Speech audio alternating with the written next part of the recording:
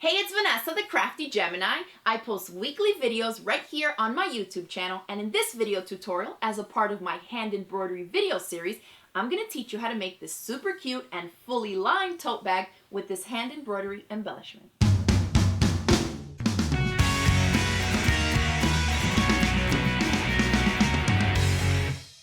Alright, so let's get started with our new tote bag project that we're going to embellish with our embroidery.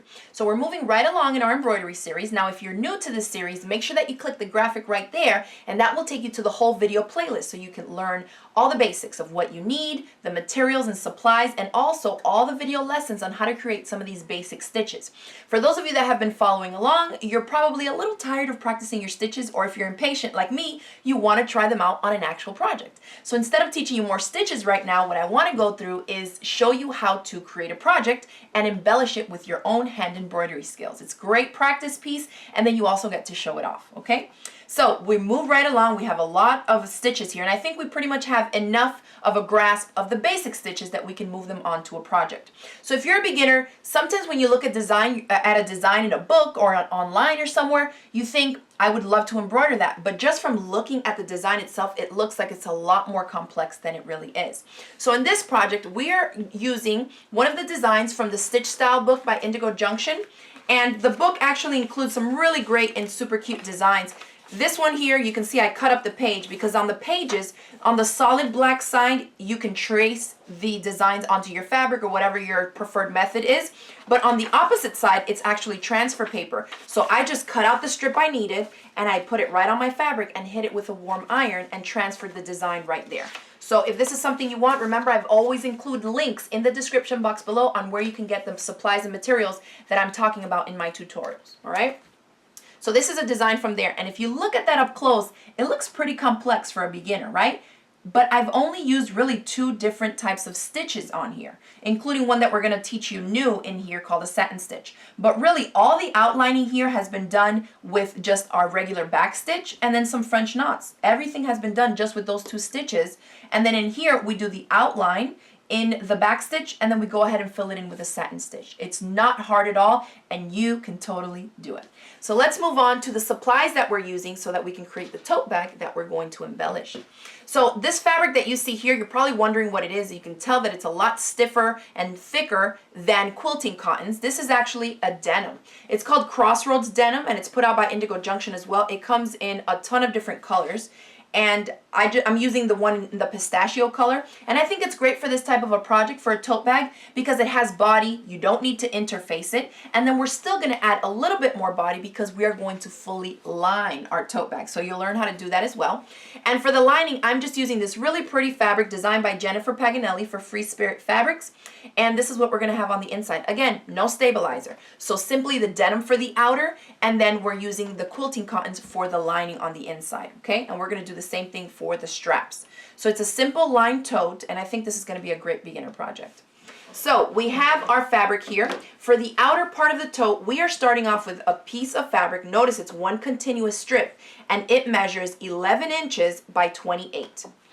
All right, so we're going to have that here. For our lining fabric, we cut out a piece that measures 11 inches by 26 inches. Notice that's 2 inches shorter, and I'll tell you why in a second. So we have our outer and our lining. Let's hem the top so that we finish up the top parts of our raw edge here of our fabric. Okay, my ironing board. So now to hem it, you're just going to turn the fabric over to the wrong side, and I'm using 1 inch seam allowance here, like a 1 inch wide hem. So I'm folding it over about 1 inch, and I'm pretty good at eyeballing it, but you can measure if you want to. You fold it over once, and then we're going to fold it over again on itself too. So now we've taken up 2 inches from our finished measurement, right? And I'm just going to leave that there, turn it over, and you're going to repeat that on the opposite short end as well. So fold it over about 1 inch.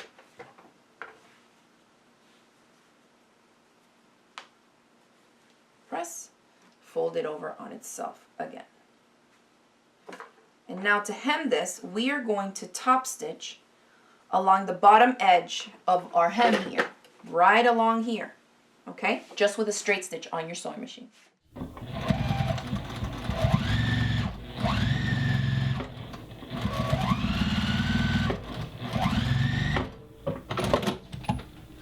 So we have that one done.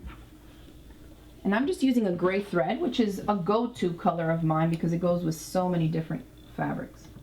All right, so now we're coming over to the second side.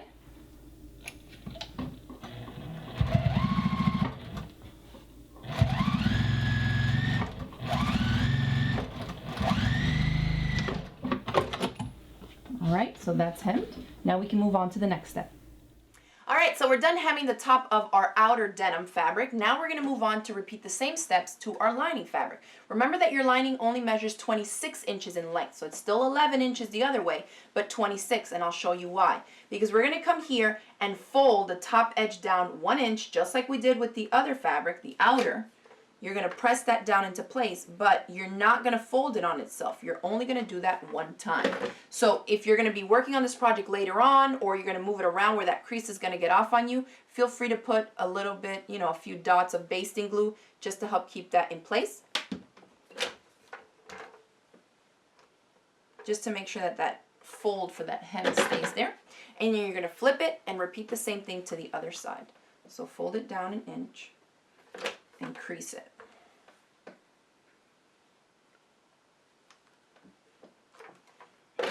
And I'll put a couple dots just in case.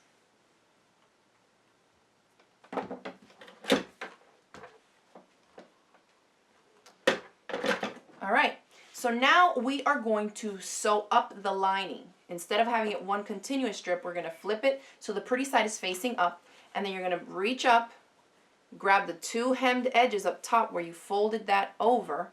You're gonna match them up.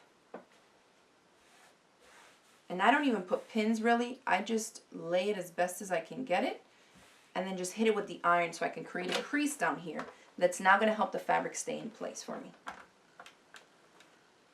Now for bags, we usually use about 1/2 inch seam allowance, but because this is the lining, I'm going to use a 5/8 inch seam allowance. You can even use 3/4 inch. And the reason for that is that we want the lining to be a little bit smaller than the outer part of the bag so that it doesn't get all crinkly in there. Have you ever made a bag like that where it's pooled in there because it's the same exact size as the outer? If you make it a little bit smaller, it'll lay a little bit nicer and flatter for you. So just use a bigger seam allowance than what we plan to use on the outer fabric. So let's go to the sewing machine and stitch the sides up, just here and here. Back stitch at the beginning and end, and I'm using a 5/8 inch seam allowance here.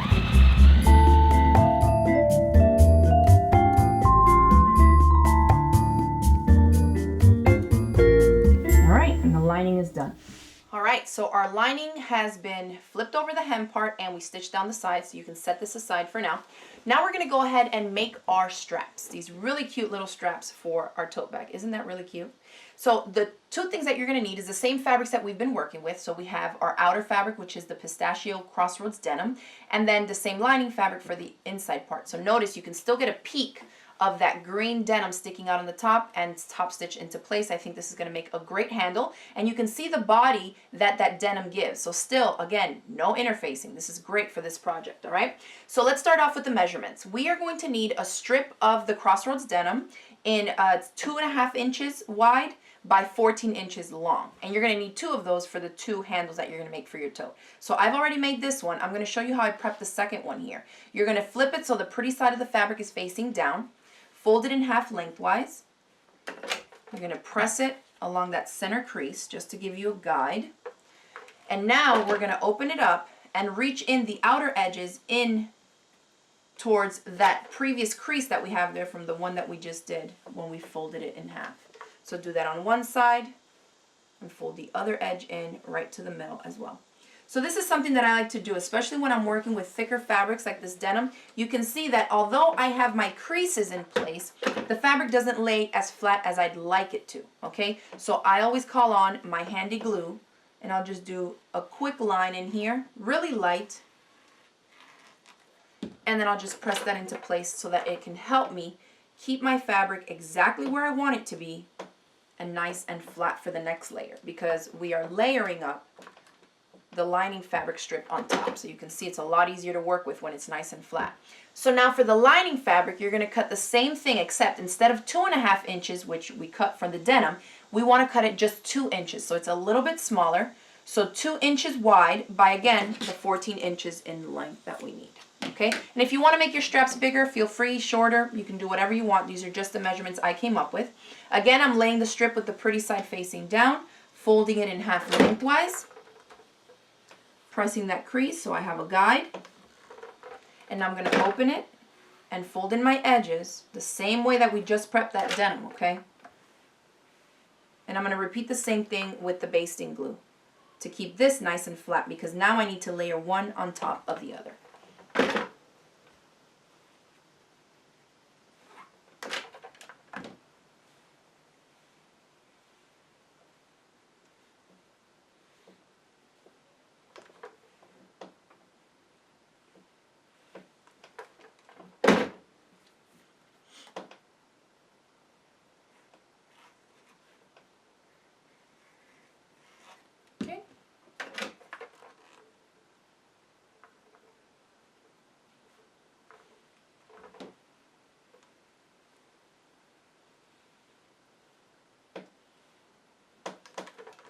All right, so that looks good, nice and flat. Now I'm going to take the lining strip and put it so that it's wrong side down, where you see the raw edges folded. We're going to put that on top of where the edges are of our strap, and you can see how that looks now. Again, because I'm working with 2 layers and the denim is a little bit bulkier than just the cotton fabric, I'm going to use my glue again. So lay it right where you want it. Make sure that you're still getting a peek of that outer fabric coming in across on the sides. And so then I'll flip it back again, do a light line of my glue with my fine tips here. Put it right where I want it.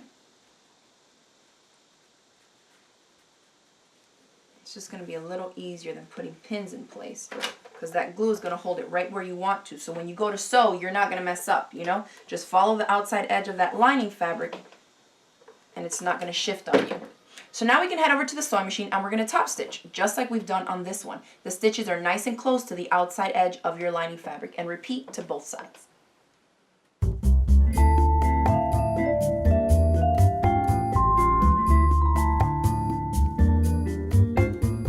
So we have our handles, right, already complete. You can see how cute those are going to look in a tote bag. And now we can set them aside. So we have our handles made, we have our lining already prepped and ready, and we stitched down the sides, and we have our outer fabric hemmed. Now we can't stitch up the sides of the outer fabric just yet, unless you're going to complete it just like this. If you want to have it just have a plain front, then go ahead and you can move on or fast forward this video to get to that part. But at this point, when it's still open, is when we want to go through and embroider on it. So let's start with the embroidery part of this tote bag project.